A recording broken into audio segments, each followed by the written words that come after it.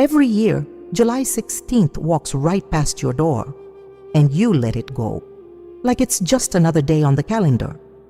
Meanwhile, your departed loved one has been counting the hours for weeks, because Our Lady of Mount Carmel descends into purgatory on that day. Saint Teresa of Jesus knew it. She lived it inside the very order that carries that Virgin's name. And she wrote down, with a sense of urgency that leaps off the page, what no Catholic should ever forget when July 16th arrives.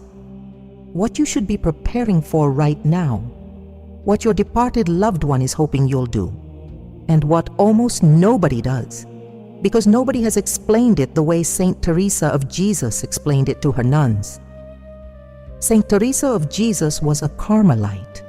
Our Lady of Mount Carmel was her spiritual mother, the reason behind her reform, the woman she entrusted every convent to before a single wall went up. And she left precise instructions about what had to be done on July 16th. Instructions that began the night before, on the vigil, with something she considered more important than the feast itself. Something almost no Catholic practices today. There are 5 things Saint Teresa of Jesus asked to never be forgotten on the Feast of Our Lady of Mount Carmel. 5 concrete actions you can take this July 16th for the soul of your departed loved one. If Our Lady of Mount Carmel is your mother, write it now in the comments. Mother of Carmel, cover my departed loved ones with your mantle this July 16th and stay. Because each of these actions builds on the one before it. And if you miss one, the rest lose their power. July 16th carries a weight that no other Marian feast day does. And to understand why, you have to go much further back than you'd expect. Across the Mediterranean, up along the coast of what is now Israel, all the way to a mountain the Bible mentions several times, with a kind of reverence few places on earth have ever received. Mount Carmel, a place where the prophets of the Old Testament withdrew to seek God in absolute silence. A place where Elijah, the prophet of fire, the man who challenged 450 prophets of Baal in one, climbed to the summit one day and saw something that changed the relationship between Israel and heaven forever. Elijah went up Mount Carmel after a drought that had been punishing the land for years, 3 years without rain. The fields cracked open, dead livestock rotting along the roads. Wells turned to dust. People walked with split lips, searching for water where there was none left. And Elijah climbed to the top of the mountain, knelt down, pressed his face between his knees, and told his servant to look toward the sea. The servant looked. Nothing. Elijah told him to look again. Nothing. 7 times he sent him to that horizon. And on the 7th time, the servant said he could see a small cloud, about the size of a man's hand, rising from the sea. That cloud brought the rain that saved all of Israel. Carmelite tradition reads that cloud as an image of Mary. Small at first, almost invisible, but carrying within it the grace that saves. And Mount Carmel became, centuries before Mary was even born, the place where a group of men began living in caves, waiting for the coming of the woman that cloud foretold. Hermits who prayed, who fasted, who kept silence for weeks on end. From those silent hermits, the Order of Carmel was born. From that cloud the size of a hand, the devotion to the Virgin who now bears the name of that mountain. When Saint Teresa of Jesus entered the convent of the Incarnation in Avila at the age of 20, she knew she was stepping into a spiritual chain that reached all the way back to the Old Testament. She knew that being a Carmelite meant belonging to the family of Elijah, to the ancient lineage of those who gaze out toward the sea, watching for the cloud. And that gave July 16th a meaning that went far beyond a feast day with flowers and hymns. For Saint Teresa of Jesus, that date was the anniversary of a promise God had begun fulfilling long before Mary ever set foot on earth. And here's what almost nobody connects. Our Lady of Mount Carmel stands apart from every other Marian title. Each Marian title has its own history, its own origin, its own particular graces. Our Lady of Mount Carmel has something the others don't, a promise directed specifically at the souls in purgatory. That promise, which Carmelite tradition has safeguarded for centuries, is activated with special force on the day of her feast. July 16th, the same day you let slip by without doing a thing. Saint Teresa of Jesus grasped that connection with a depth that took her own confessors years to catch up with. She wrote about Our Lady of Mount Carmel with a familiarity that sometimes unsettled the theologians of her time. Because Saint Teresa of Jesus spoke about Mary the way you talk about your mother, your real, actual, present mother, a mother who steps in, who acts, who goes looking for her children when they're trapped in suffering. And the feast of July 16th was, for Saint Teresa of Jesus, the day that Mother made herself more present than ever among the souls who suffer. Think about what that means for your departed loved one. If there is one day of the year when the intercession of Our Lady of Mount Carmel reaches its peak for the souls in purgatory, and that day is July 16th, then what you do or fail to do on that date has real consequences for the person you lost. Consequences that go beyond the symbolic. Catholic liturgy teaches that feast days concentrate graces, that the days on the liturgical calendar are not all equal, that there are moments in the year when heaven leans closer to earth, as though God were opening a window that stays only partly ajar the rest of the time. July 16th is one of those moments for every soul in purgatory under the mantle of Carmel. The Carmelites of the 12th century knew this. The hermits on Mount Carmel, who prayed in their caves gazing out at the sea, just like Elijah's servant, knew it. And Saint Teresa of Jesus knew it when she reformed the order, so her nuns would live that truth every day, but above all, every July 16th. Saint Teresa of Jesus wept once when she learned that in one of her convents, the nuns had let the feast of Our Lady of Mount Carmel pass without practicing what she had taught them. She wept. A woman who endured illness, persecution, slander, weeks of travel in broken-down carts over mud roads. That woman wept because her own spiritual daughters forgot what they were supposed to do on July 16th. That tells you everything you need to know about how much this date meant to Saint Teresa of Jesus. And that practice the nuns forgot, the one that made Saint Teresa of Jesus cry, has to do with something that begins on the night of July 15th, the Vigil. A moment Saint Teresa of Jesus considered even more important than the morning of the feast. A moment almost no Catholic knows about today. But you're about to learn it right now.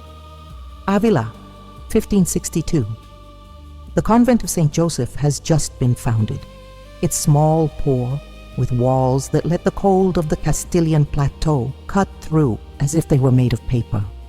4 nuns, a tiny parlor that barely fits 2 chairs, a garden that still produces more rocks than vegetables, an old bell with a hoarse ring at dawn. And Saint Teresa of Jesus, sleeping on a straw mattress, gets up before sunrise and prays matins with a voice cracked by the cold of those early mornings in Avila. Something happened in that convent that the Carmelite chronicles recorded with a detail that feels deeply moving today. When the month of July drew near, Saint Teresa of Jesus changed. The nuns noticed it. Her way of praying grew more intense. She spoke less during recreation. She spent more time in her cell writing. And 9 days before July 16th, she would gather the community and tell them something none of them could forget afterward. She told them to prepare, that the feast of Our Lady of Mount Carmel required 9 days of concentrated prayer beforehand. She asked each nun to write down on a piece of paper the names of her departed loved ones, the names of their parents, their siblings, the people they had loved before entering the convent. And those papers were placed at the foot of the image of Our Lady of Mount Carmel that presided over the lower choir. 9 days, 9 names, 9 intentions held in silence by each of those women who had left the world behind in order to pray for it. Saint Teresa of Jesus did something more. On the night of July 15th, the vigil, she stayed awake. While the others slept after compline, Saint Teresa of Jesus remained in her cell with a small candle burning. She prayed. But her prayer that night had a very specific destination: the souls in purgatory. All of them. The souls of her deceased nuns, the souls of the convent's benefactors, the souls of the priests who had helped them, the souls of strangers no one remembered anymore. Saint Teresa of Jesus believed the vigil of the Feast of Our Lady of Mount Carmel was like the antechamber of an enormous grace. And if you arrived at that grace without having prepared yourself, it was like showing up to a banquet with a full stomach. You'd miss the best of it. In The Way of Perfection, Saint Teresa of Jesus wrote about the importance of preparing the soul to receive the graces God grants during the strongest liturgical seasons. She compared the soul to a vessel. If the vessel is full of noise, distractions, worldly worries, grace slides right off the outside. If the vessel is empty and clean, grace enters and fills it to the brim. The novena before July 16th was, for Saint Teresa of Jesus, the process of emptying that vessel, of going quiet, of stopping the rush, of sitting before God with the names of the dead in your hand and saying, "Here, I'm bringing them to you. They're yours, but they're also mine, and I need your mother to cover them with her mantle this July 16th. That vigil practice has a root few people know about. In ancient Carmelite tradition, the night before the Feast of Our Lady of Mount Carmel was called the Vigil of the Mantle. The nuns spent part of the night in silent prayer, offering each hour of lost sleep as a sacrifice for one specific soul. 1 hour, 1 soul. 2 hours, 2 souls. Saint Teresa of Jesus adopted that custom and added something of her own. During those hours of vigil, she would read aloud, in a low voice, the names of the departed that her nuns had written on those slips of paper. She read them one by one, slowly, the way you'd call roll, the way you'd say to Our Lady of Mount Carmel, "These are yours. Don't forget them tomorrow." There's a letter from Saint Teresa of Jesus to one of her prioresses that reveals just how seriously she lived this date, a seriousness that's hard for us to imagine today. In that letter, she tells the prioress not to let the feast go unprepared, to start the novena on July 7th without fail, to collect each nun's written intentions, to refuse to let the community arrive at July 16th asleep. That was the word she used, asleep. As if you could be reciting prayers and still be spiritually asleep on the inside. As if she knew the difference between a prayer that reaches heaven and one that stalls halfway comes down to how you prepared to make it. Saint Teresa of Jesus knew that difference because she had felt it in her own body. She confessed it many times in her writings. She knew what it was like to kneel before the Blessed Sacrament while her mind wandered to the convent's accounts or to a letter she needed to write. That's why she insisted on the novena.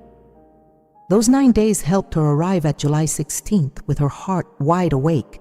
And you, listening to this right now, you've probably never prayed a novena to Our Lady of Mount Carmel for your departed loved ones before July 16th.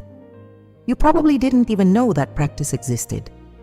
Saint Teresa of Jesus considered it more important than the feast itself, because the feast lasts 1 day.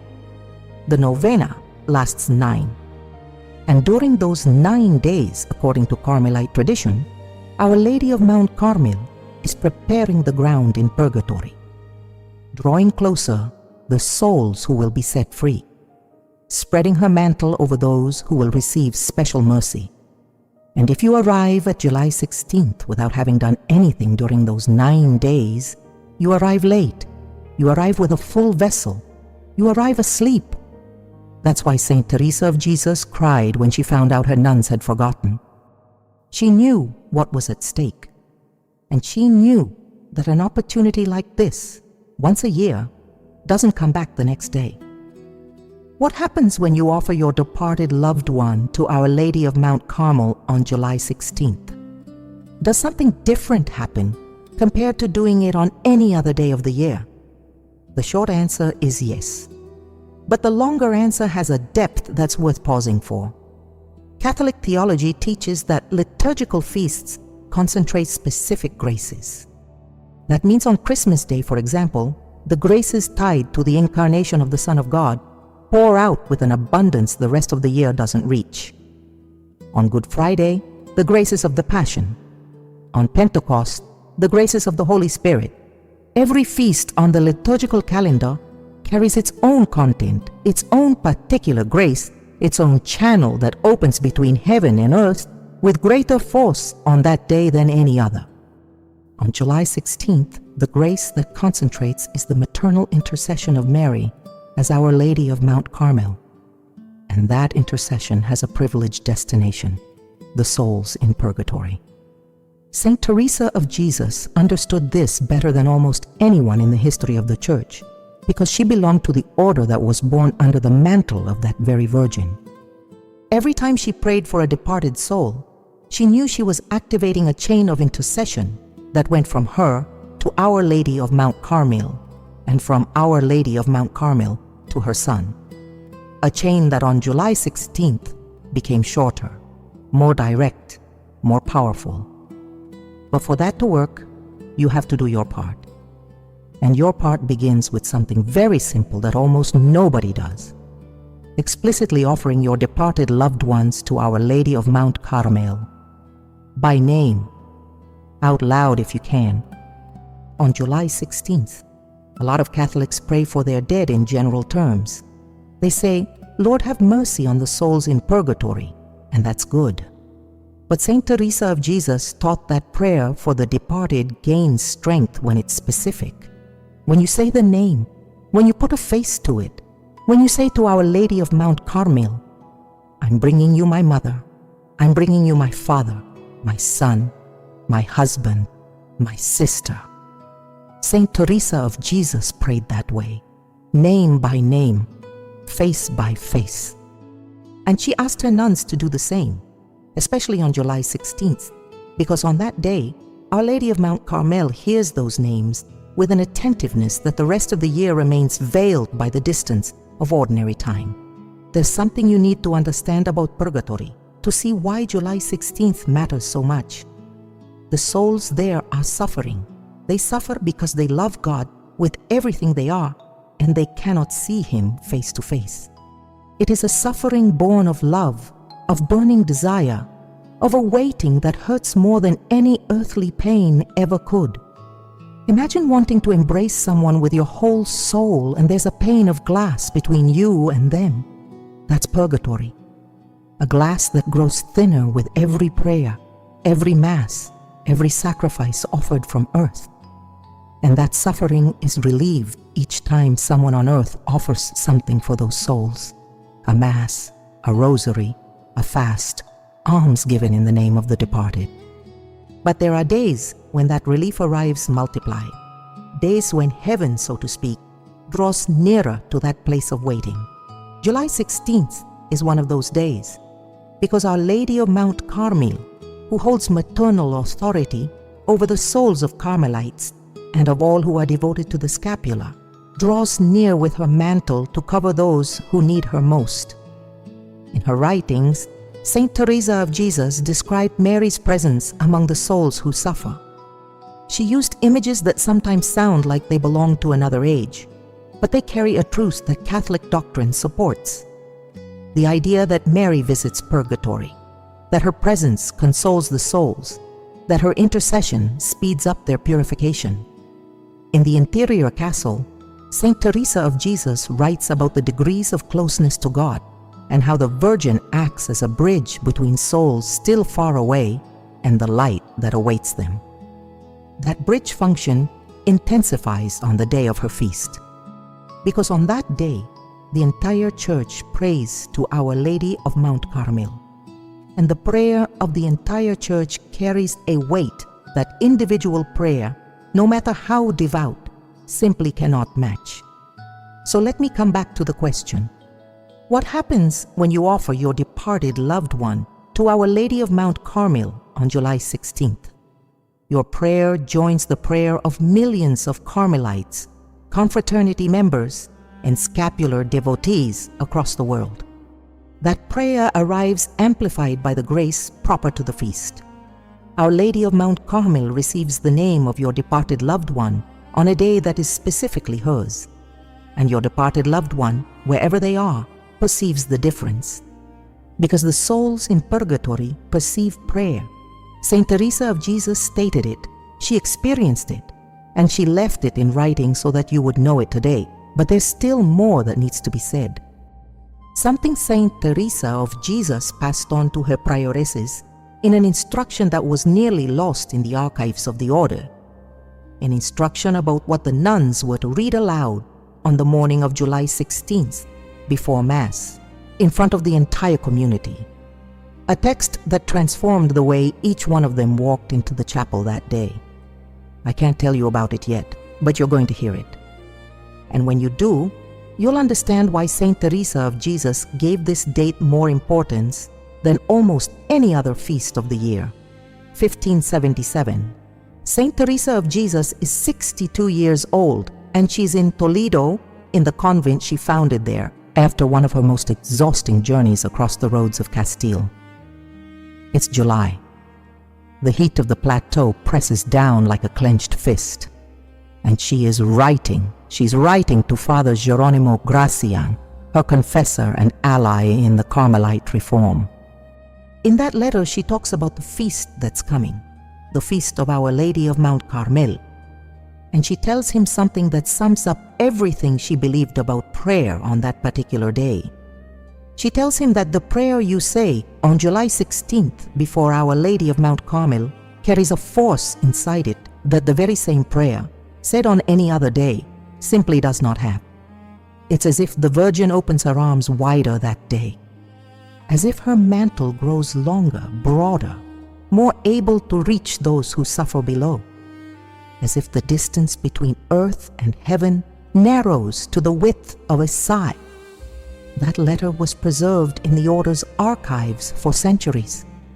The Carmelites copied it by hand and read it to their novices as July approached, so they would understand that what they were about to celebrate carried a weight no other date on the calendar could equal.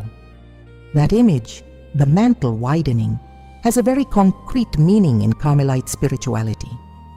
The mantle of Our Lady of Mount Carmel represents her protection, her intercession, and above all, her maternal authority over the souls that belong to her through devotion, through consecration, or through the bond of the scapular. On July 16th, according to the tradition Saint Teresa of Jesus inherited and deepened, that mantle reaches its fullest extension. It covers more, it reaches further. It descends deeper, and that includes purgatory. Now, Saint Teresa of Jesus recommended a specific prayer for this feast. The discalced Carmelites had a particular way of addressing Our Lady of Mount Carmel that set them apart from ordinary Marian prayer. They prayed the Carmelite Salve, a version of the Salve Regina with additions specific to the order that emphasize Mary's role as mother of the suffering and liberator of captive souls. That salve was prayed on their knees, slowly, with pauses between each phrase so the words wouldn't dissolve into noise. Saint Teresa of Jesus insisted on that, on the slowness, on the weight of every word, because she said a salve rushed through is worth less than a silence offered with an open heart. You can pray that salve this July 16th. The Salve Regina you already know will do.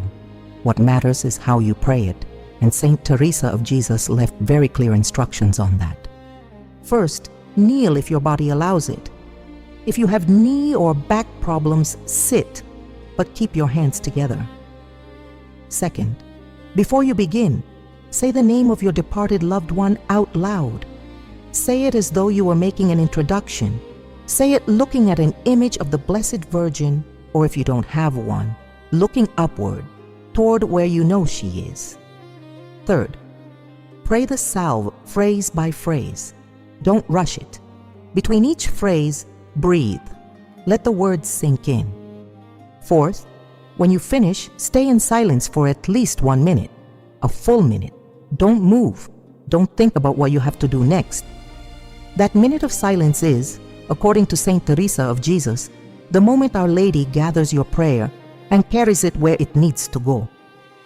In The Way of Perfection, Saint Teresa of Jesus wrote something about vocal prayer that changes the way you understand what I've just described.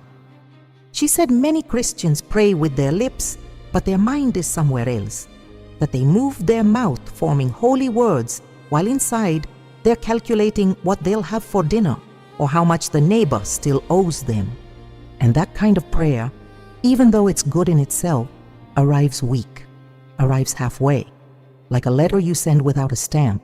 It leaves your house, sure, but it may never reach its destination. The prayer that arrives whole is the one prayed with what Saint Teresa of Jesus called recollection. She used that word hundreds of times in her writings. Recollection, it means gathering everything you are, everything you feel, everything that hurts, and placing it inside the prayer. So the prayer stops being something you do while thinking about something else. So it becomes the only thing you're doing in that moment. So the entire world vanishes during those few minutes, and all that's left is you, the Blessed Virgin, and the name of your departed loved one. Saint Teresa of Jesus said recollection is something you feel in your body. That when you're truly recollected, your breathing changes, your shoulders drop, your hands go still. It's like walking into a room where there's nothing but silence and light, and in that room, the prayer fits whole. When you pray the salve to Our Lady of Mount Carmel on July 16th, with that kind of recollection, with the names of your departed loved ones on your lips and the image of their faces in your heart, that prayer arrives complete, stamped, with a return address, with a clear destination, and Our Lady of Mount Carmel receives it, because that day is hers. It's the day that bears her name on the Church's calendar. And because mothers listen more closely when you speak to them looking into their eyes, calmly, honestly, without rushing. Saint Teresa of Jesus knew that. She prayed that way, and she taught every one of her nuns to pray the same way, especially every July 16th, when the mantle of Our Lady of Mount Carmel stretches over purgatory and the souls lift their faces, hoping someone on earth has spoken their name. Listen carefully, because what I'm about to tell you is something you can do this July 16th, and it will change the way your departed loved one experiences that day in purgatory. Go to confession and receive Holy Communion on July 16th, but do it with a specific intention, with a concrete name, with a purpose that isn't general or vague or blurry. Do it for the person you lost. The Catholic Church teaches that the sacraments have objective efficacy. That means they work regardless of what you happen to feel at the time. But it also teaches that the disposition of the person receiving them influences the measure of grace received. And Saint Teresa of Jesus understood that better than nearly anyone. She lived the sacraments with an intensity that startled her confessors. There are passages in the book of her life where she describes what she felt upon receiving communion. A warmth in her chest that lasted for hours, a physical certainty that Christ was inside her, a peace so deep that sometimes she remained motionless on the choir bench, unable to move for a long while after receiving the Eucharist. And Saint Teresa of Jesus taught that this experience, this grace the sacrament deposits in the soul, can be offered for someone else. It can be directed. It can be handed to a soul in purgatory, like a gift sent from earth. The communion you receive on July 16th, offered with the name of your departed loved one on your lips, reaches purgatory like a torrent of light. That is what Catholic doctrine calls sacramental suffrage. And on July 16th, that suffrage carries special potency because it coincides with the Feast of Our Lady of Mount Carmel, which multiplies the effectiveness of everything offered for the souls on that day. But before you receive communion, go to confession. And this is where many Catholics go wrong. They confess a week before, or a month before, or even 2 months before, and they arrive at July 16th with an old confession that's already gathered dust. Saint Teresa of Jesus recommended confessing as close to the feast as possible, if you can, the same day. If your parish offers confession before the Mass on July 16th, take that opportunity as though it were the last one of the year. If you have to go the day before, go on the afternoon of the 15th, but keep the confession fresh, because confession cleans the soul, and a clean soul receives communion without obstacles, without stains, without those residues left by sins you already confessed, but that still weigh on you because the absolution was too long ago. And the communion received in a soul that clean produces a more powerful suffrage for your departed loved one. The difference is real. Saint Teresa of Jesus knew it because she had tested it in her own spiritual life over decades. Receiving communion with a freshly cleansed soul and receiving it with a dusty one are two different experiences. Both are valid, both are sacrament, but one lands with more force on the other side. When you're in the confessional, you can tell the priest you'd like to confess your sins and offer that confession as preparation for receiving communion on July 16th for the souls of your departed loved ones. The priest will understand, and if you want to go further, you can ask him to include in the absolution a special intention for the soul of the person you want to help. That can be done. Saint Teresa of Jesus did it. She asked her confessors to offer absolution with intention for the souls of the convent's benefactors, for the deceased nuns, for the priests who had died. Afterward, at Mass, when the priest lifts the host, that is the moment. Right there, you say the name of your departed loved one in silence. You say it with your eyes closed and your heart clenched tight. You say it as though you were whispering it to Christ himself, because that is exactly what you're doing. And when you receive communion, when the host touches your tongue or your hands, in that instant you repeat the offering. Lord, I offer this communion for the soul of my mother, my father, my son, my husband. Say it with a name, with a last name if you want. Make it personal. Make it yours. Make it theirs.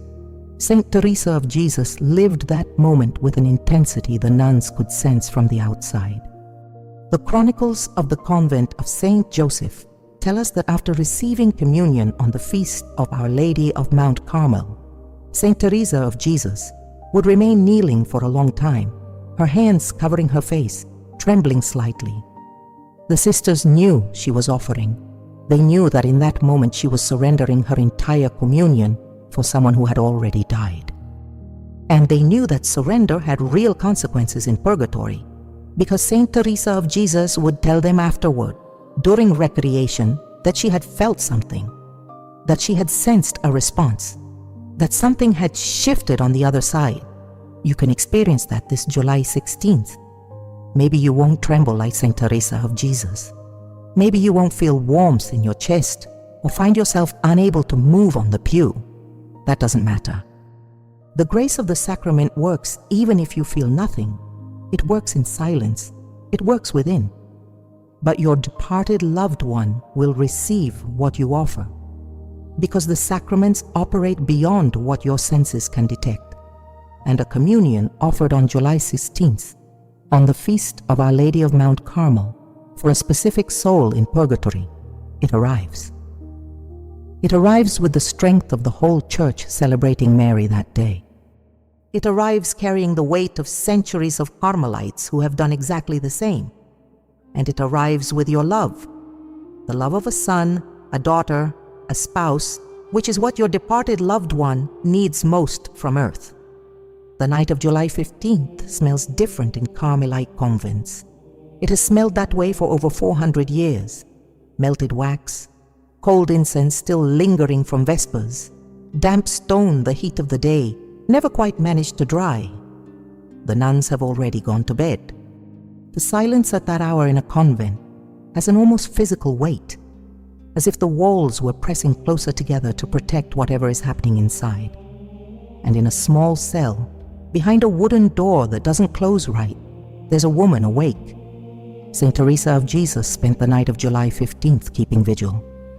The chronicles of her convents describe it with enough detail to let you reconstruct the scene, almost as if you were standing there.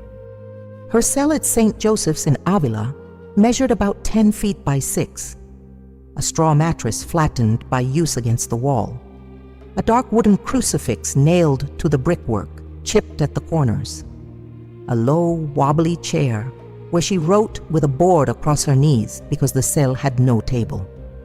The floor was fired clay tile that in July still held a coolness her entire body welcomed. And on that night, the 15th, Saint Teresa of Jesus lit a tallow candle that smelled of animal fat and knelt before the crucifix with her nun's papers in her hand. Those papers held the names of their departed loved ones. Each nun had written hers during the novena.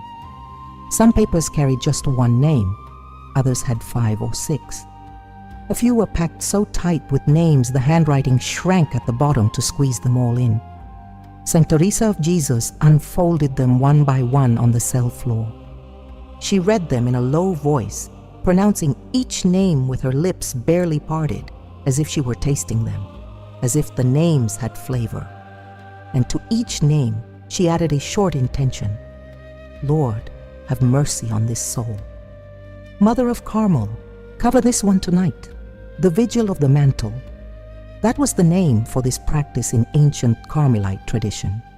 Saint Teresa of Jesus adopted it from her earliest years of reform and gave it a shape of her own.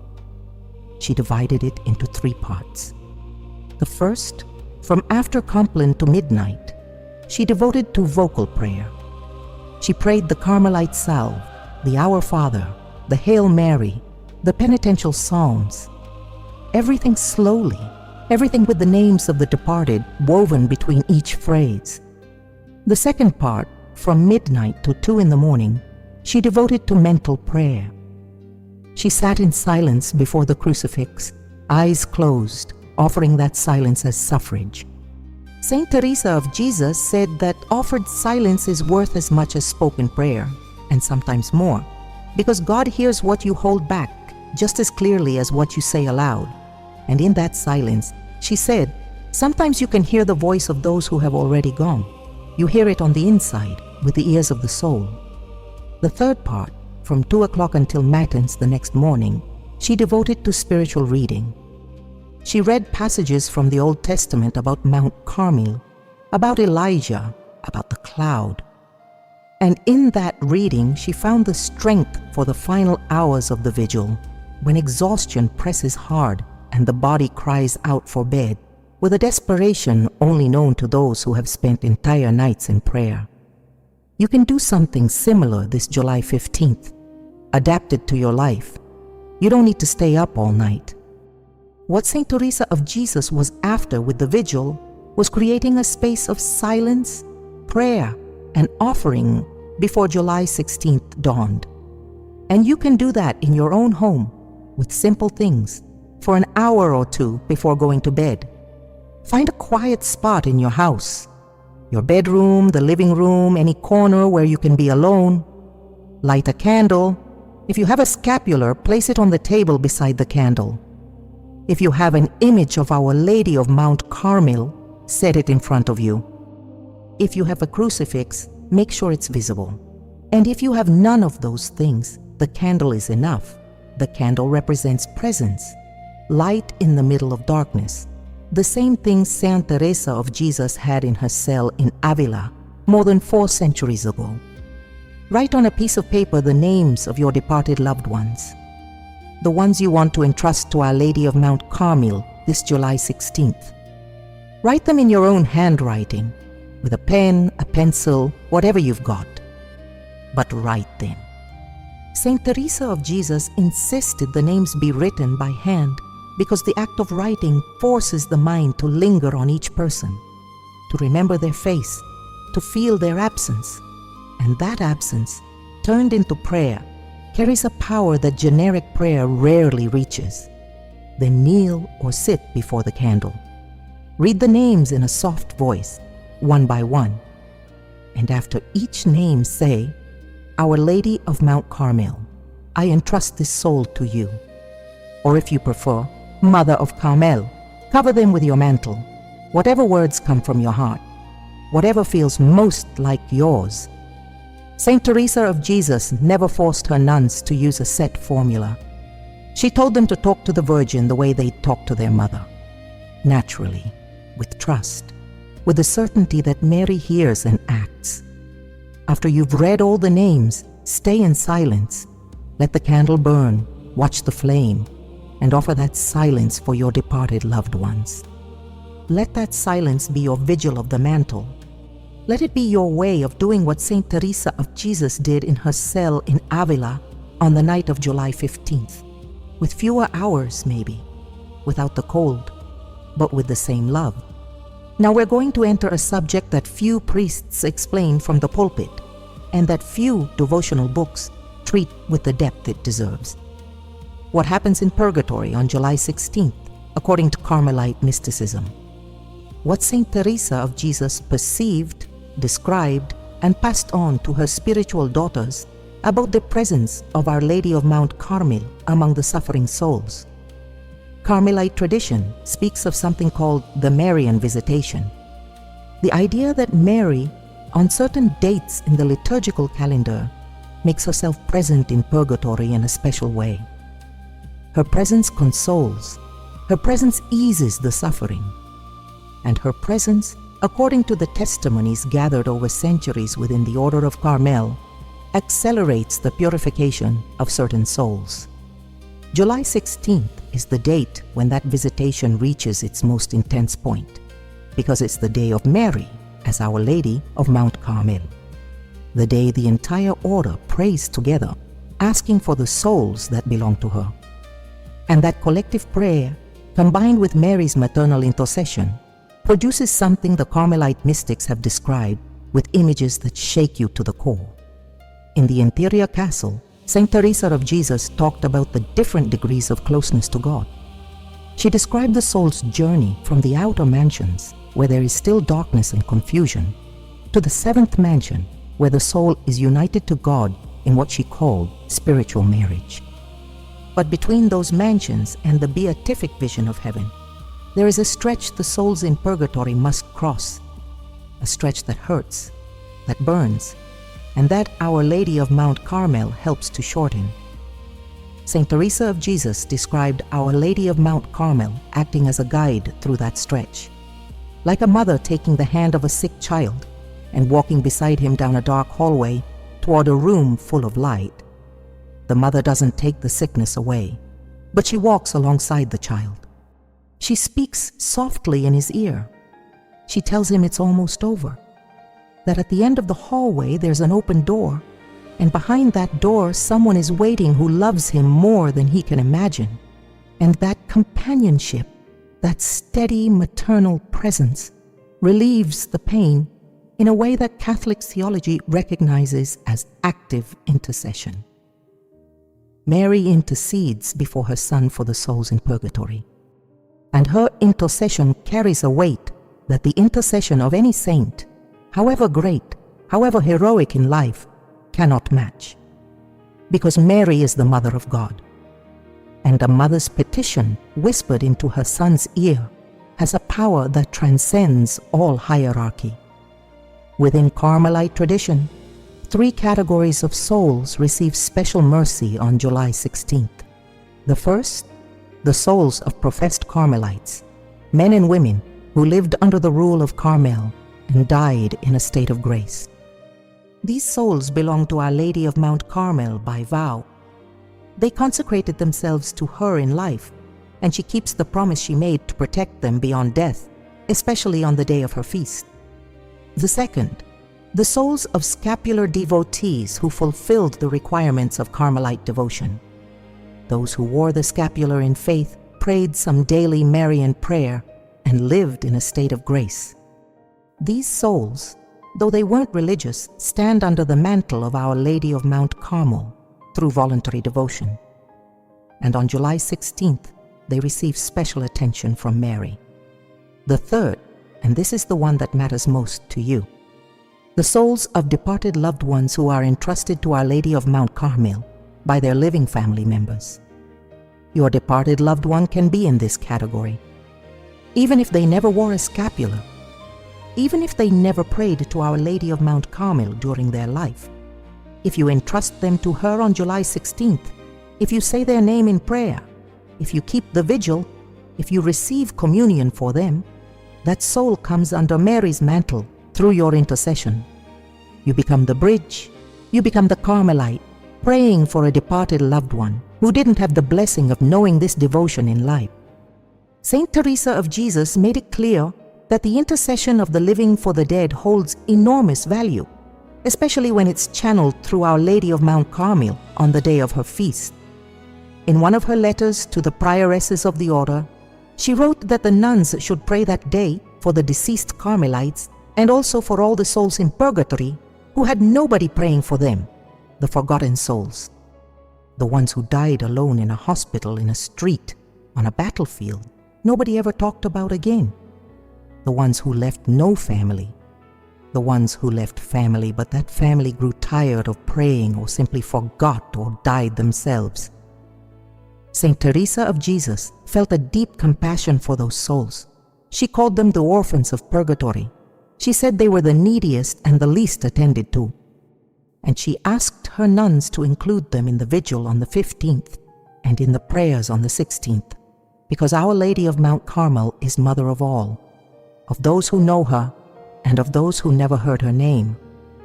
That changes everything you thought you knew about this date, because it means that you, this July 16th, can pray for souls you've never even met.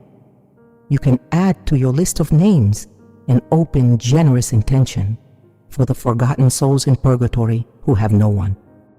And Our Lady of Mount Carmel will receive that prayer of yours with the same tenderness with which she receives the name of your own mother or father. Because for Mary, every one of those souls is her child. And July 16th is the day she goes searching for them with the greatest urgency. Saint Teresa of Jesus warned about something that may be uncomfortable to hear. She warned about what happens when you let a Marian feast slip through your fingers without having done anything.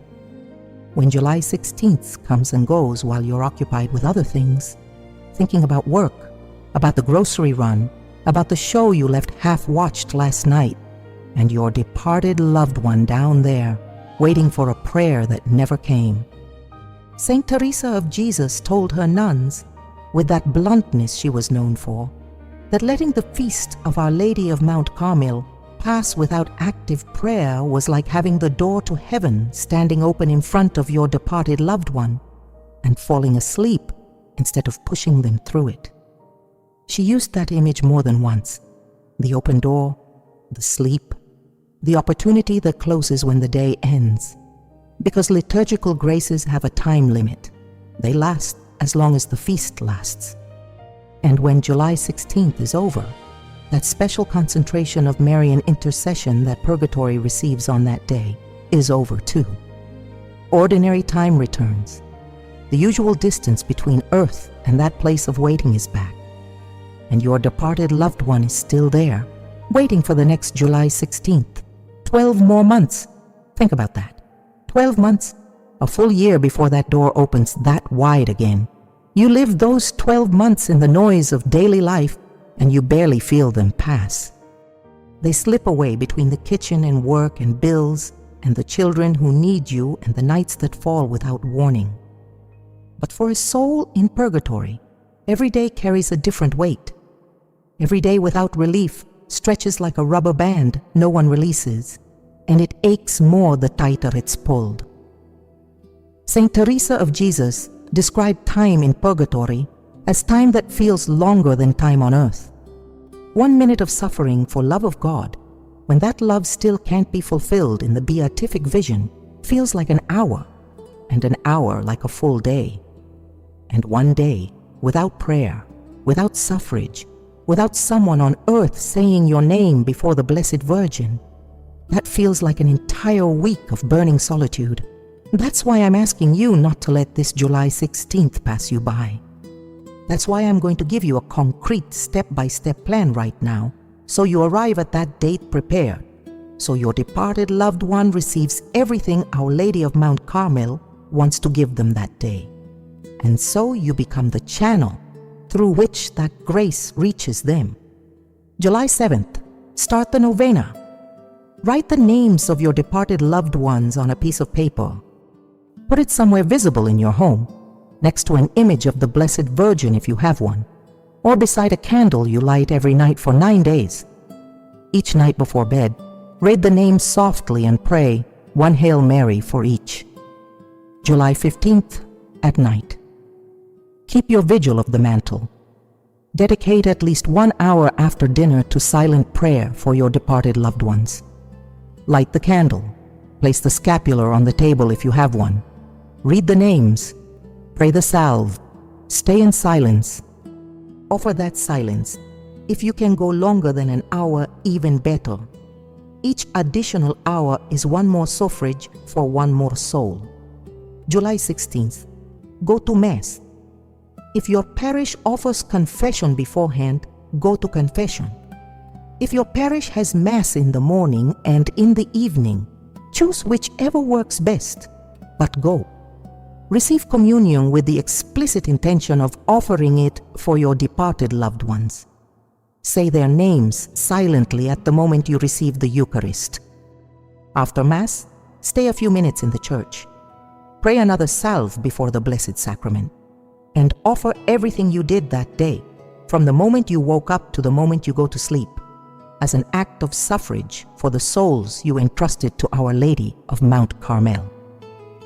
July 16th, at night, before bed, take the paper with the names, read them one last time, and say out loud, Our Lady of Mount Carmel, today I entrusted my departed loved ones to you. I leave them in your hands. Cover them with your mantle, bring them to your Son, and keep that paper. Don't throw it away. Keep it until next July 16th. Let it be your reminder. Let it be that every time you come across it among your things during the year, it reminds you that you have an annual appointment with Our Lady of Mount Carmel and with the souls of your loved ones. Saint Teresa of Jesus did all of this, every year, without exception. She did it sick, running fevers that knocked her flat for days. After weeks of travel on roads that shattered the bones, she did it on the road when she happened to be traveling in July and couldn't be at her convent. Once, she stopped the cart between Medina del Campo and Valladolid because it was the night of July 15th and she needed to pray. She knelt in the mud of the road under the stars of Castile with the names of her departed loved ones on a crumpled piece of paper inside her habit. She always found a way, because she knew that on that day, if she didn't pray, someone would go without her prayer, someone who depended on her, someone looking at her from purgatory, waiting for her to follow through. You have someone like that, someone watching you from that place of waiting, someone who knows July 16th is coming, someone counting the days the way you count the days to the birthday of the person you love most. Except your departed loved one isn't waiting for a gift wrapped in paper. They're waiting for your prayer, your communion, your vigil. They're waiting for you to say their name out loud before Our Lady of Mount Carmel. And this year, this coming July 16th, you're not going to leave them waiting. You've made it this far, and that already says something about you. It says you have a departed loved one who truly matters to you. It says Our Lady of Mount Carmel holds a place in your heart you haven't given to anyone else. And it says this July 16th is going to be different for you. Because now you know what you didn't know before. You know that July 16th concentrates a special grace for the souls in purgatory. You know that grace comes from the intercession of Our Lady of Mount Carmel, who on that day extends her mantle more broadly than on any other day of the year. You know that Saint Teresa of Jesus lived this date with an intensity that brought tears to a woman who endured illness, brutal travel, and persecution without shedding a single one. She wept because her nuns forgot what they were supposed to do, and you are not going to forget. You know, there's a novena that begins on July 7th. 9 days of sustained prayer, of names written by hand, of candles lit at night, of silence offered as suffrage. You know, the vigil on the night of July 15th holds special weight in Carmelite tradition. That Saint Teresa of Jesus spent that night awake, reading the names of the departed in her cell in Avila, one by one, slowly, the way you'd call roll before Our Lady of Mount Carmel. You know, you can do something similar in your own home with a candle, a piece of paper, and an hour of silence. You know that confession and communion on July 16th, offered with explicit intention for a specific soul, produce a sacramental suffrage amplified by the grace of the feast. You know, Saint Teresa of Jesus trembled after receiving communion that day because she sensed something shifting on the other side. And you know, your departed loved one can tell the difference between a generic prayer and one that carries their name inside it. You know, Our Lady of Mount Carmel visits purgatory on July 16th with a special presence, that she covers the souls with her mantle, that she consoles them in their suffering of love and longing, that she accelerates the purification of those who receive prayer from earth on that day. And you know, there are 3 categories of souls who receive special mercy. Professed Carmelites, who consecrated themselves to Mary in life and whose promise she keeps. Scapular devotees, who walk through the world with that piece of cloth over their chest as a sign of belonging. And departed loved ones entrusted by their living family members, which is where your departed loved one fits if you place them there, if you say their name. If you do what Saint Teresa of Jesus asked to be done every July 16th without exception. You know all of this now, and knowing it gives you a responsibility you didn't have before, because now you can't say you didn't know. Now you can't let July 16th pass like any ordinary Tuesday. Your departed loved one knows you heard this, and they're waiting for you to act. There's one more thing I want to share with you before I go. Saint Teresa of Jesus wrote in The Way of Perfection that praying for the departed is one of the purest forms of charity that exists. Pure because the departed soul is never going to repay you for what you do. They're never going to thank you with a hug or call you the next day to say your prayer got through. Praying for the dead is an act of love hurled into the unknown, an act of faith with no receipt, no confirmation, no proof you can hold in your hands. You believe it works because the Church teaches you so, because Saint Teresa of Jesus confirms it, because Carmelite tradition backs it with centuries of testimony. But your earthly eyes will never see the result, and that, far from weakening your prayer, makes it more valuable. Because faith that believes without seeing is worth more than faith that needs proof. Saint Teresa of Jesus lived her faith that way, eyes closed, heart open, trusting that every salve prayed for a departed soul reached its destination, even though she never got visible confirmation. And every now and then, very rarely, God gave her a sign, a brief vision, a sudden peace, an interior certainty that something had changed on the other side. But those signs were gifts, exceptions. The norm was naked faith, prayer with no visible answer. Trust that Our Lady of Mount Carmel received the names and carried them where they needed to go. That's what I'm asking of you this July 16th. Naked faith. Prayer with the names of your departed loved ones on your lips, and the trust that Our Lady of Mount Carmel hears them, even if you feel nothing. Even if after praying the salve, it seems like the words were carried off by the wind. Even if the candle goes out on its own, and the silence of the night weighs on you more heavily than ever. Pray anyway, offer anyway, because your departed loved one receives what you cannot see. And now, before you go, I want to ask you something. If you've made it this far, if everything you've heard has stirred something inside you, if you have a departed loved one you want to help this July 16th, then you need to keep preparing, because Our Lady of Mount Carmel has more to teach you. And Saint Teresa of Jesus left many more things in writing about the relationship between Mary and the souls in purgatory than can fit in a single video. Things about the mysteries that unfold when a soul leaves suffering and enters the light. About what your departed loved one will do for you from heaven once they arrive, because souls that reach the beatific vision become powerful intercessors for the people who help them get there. About the signs your departed loved one is sending you from where they are. Signs you may have already received without knowing how to read them. About the way they protect you while you help them. Because the relationship between the living and the dead works in both directions. You pray for your departed loved one, and your departed loved one from purgatory prays for you. Saint Teresa of Jesus taught it. The souls in purgatory love, they suffer, but they also intercede for those who remember them. They also watch over you. All of that is waiting for you, right here, in what you'll hear after this.